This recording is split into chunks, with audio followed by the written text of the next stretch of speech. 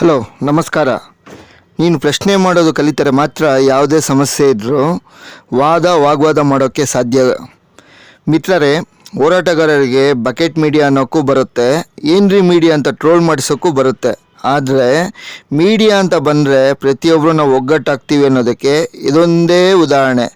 ಮೊನ್ನೆ ಆಂಧ್ರದಲ್ಲಿ ಒಂದು ಮೋಹನ್ ಬಾಬು ಸರ್ ಅಂತ ಫೇಮಸ್ ಫಿಲ್ಮ್ ಆ್ಯಕ್ಟರ್ ಅವರು ಒಬ್ಬ ನ್ಯೂಸ್ ಚಾನೆಲ್ ರಿಪೋರ್ಟರ್ಗೆ ಹಲ್ಲೆ ಮಾಡಿರೋದ್ರ ಬಗ್ಗೆ ನಾವು ಕೇಂದ್ರ ಹಾಗೂ ರಾಜ್ಯ ಮಾನವ ಹಕ್ಕುಗಳ ಆಯೋಗಕ್ಕೆ ಗಮನ ತಗೊಂಬಂದಿದ್ವಿ.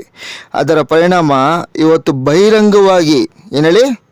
ಬಹಿರಂಗವಾಗಿ ಕ್ಷಮಾಪಣೆ ಕೇಳುವ ರೀತಿ ಮಾಡಿದ್ದು ಹೋರಾಟಗಾರರು. ಮಿತ್ರರೇ, ನಿಮ್ಮ ಹತ್ರ ಒಂದು ಸ್ಮಾಲ್ ರಿಕ್ವೆಸ್ಟು. ಯಾವುದೇ ಸಮಸ್ಯೆ ಇರಲಿ, ಅದಕ್ಕೆ ಫಸ್ಟು ಪ್ರಶ್ನೆ ಮಾಡೋದನ್ನು ಕರೀರಿ. ಯಾಕೆಂದರೆ ಪ್ರಶ್ನೆ ಮಾಡಿದರೆ ಮಾತ್ರ ಪ್ರತಿಯೊಂದಕ್ಕೂ ಉತ್ತರ ಸಿಗುತ್ತೆ.